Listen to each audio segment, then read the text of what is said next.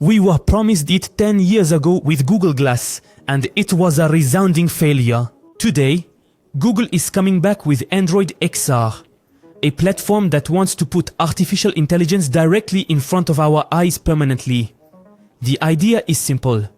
Connected glasses that analyze everything you see, everything you hear, and suggest what to do, where to go, how to react. A personal assistant that never leaves you. Fascinating or terrifying? Why would you say it's the right time to launch XR throughout the history of computing? Yeah, so for pretty much the history of computing, we've been using the rectangular box of a screen display.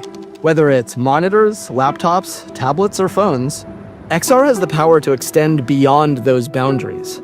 I think now is the perfect time to work on XR because you have a convergence of all these technologies, and Gemini is key to powering Android XR. The underlying technology allows us to process inputs from all different kinds of signals, much like you process the real world. The magical thing about XR is that it's moving computing to a place that's truly as natural as you can imagine it. Android XR is our new platform for headsets and glasses. It offers some of the best tools for developers to use, and it reduces a lot of the friction. We've been in this space since Google Glass, and we have not stopped. Things like ARCore, the Geospatial API, Lens, Live View, Translate, and now Gemini. We can take those experiences, which already work great, and find new ways to be helpful for people. When we talk about headsets and glasses, we think about headsets as episodic products that you put on for a specific reason. When you're watching the game, Gemini could break down everything about Freddy's Grand Slam. This is the most visceral incarnation of any 3D space or spatial environment you could think of. I can't wait to spatialize old videos. It'll feel like you're right in your memories again. And then we think about glasses as all-day products that you use to get value throughout your day. Our technology really enables us to shrink down the displays that go into the glasses. We'll see more of these highly portable devices that will more and more look like the ones I'm wearing right now. With glasses, you'll feel like you're a local, no matter where you are. There's no way we could build this platform other than collaborating very closely. We've been working with Samsung for a number of years, and so we look for opportunities where we could really marry each other's strength in creating something new. From software and UX to hardware, cross-functional partners across both companies have worked seamlessly around the clock as one team to build a powerful XR platform. We've learned that we can build the best platforms with an ecosystem of developers, designers, and device makers. A lot of deep collaboration happens for us to bring the best solution to the ecosystem, to the platform, and to the users. Alone, you can go fast, but together you can go far. And the only way we'll get there is if we build this together.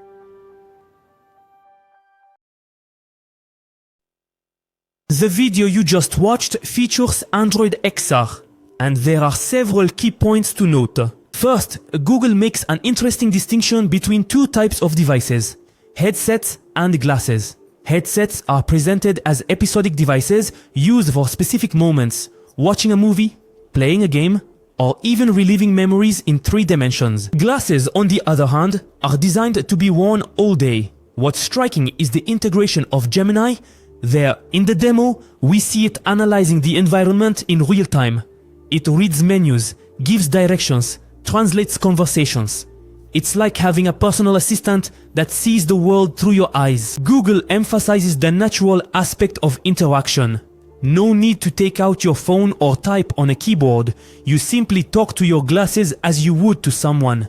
It's what they call making computing as natural as possible. Technically, this platform relies on years of development. Google records its experience from Google Glass through AirCore, their geospatial APIs, Google Lens.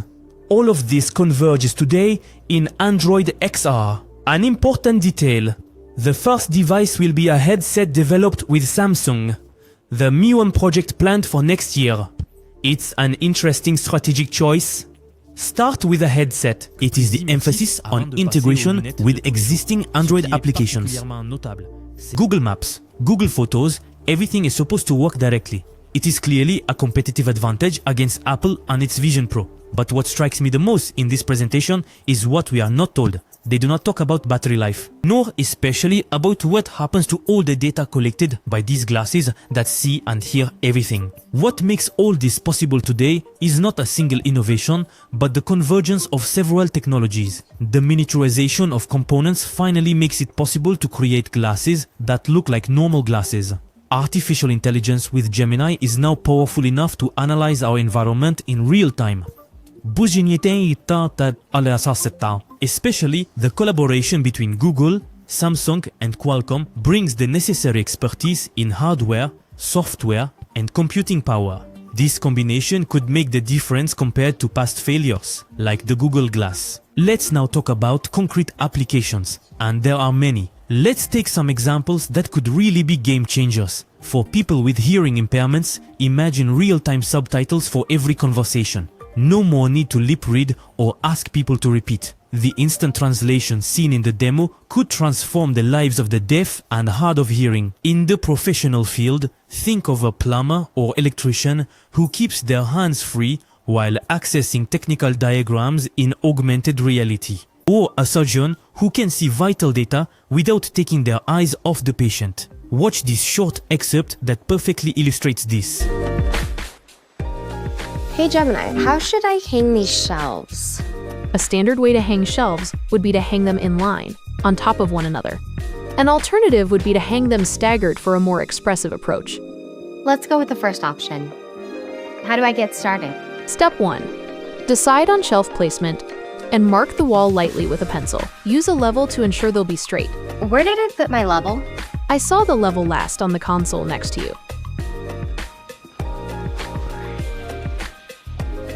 Place the level on top of the shelf and adjust until the shelf is even.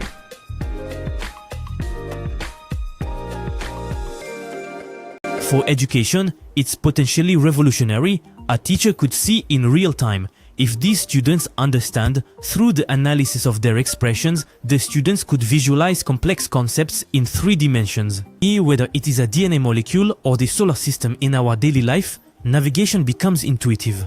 No need to look at your phone every 30 seconds in an unfamiliar city. The directions naturally appear in your field of vision. You could even have contextual information about the buildings you're looking at, the restaurants you pass by. Watch this new clip that perfectly illustrates this. Hey Gemini, what have I missed in the Besties group chat? Nee and Sarah are discussing meeting later today at Gio's Pizza to celebrate Kelsey's promotion and are wondering if you can make it. Are there any vegan options there? Yes. Reviews rave about the mushroom penny pasta. Great. Tell the group I'll be there. Oh, and can you send the pic of the blue just to let them know what I'll be wearing tonight? How's this? Awesome. Send it. Is there a store where I can get a card for Kelsey nearby? Serendipity Cards is a good choice. Let's go.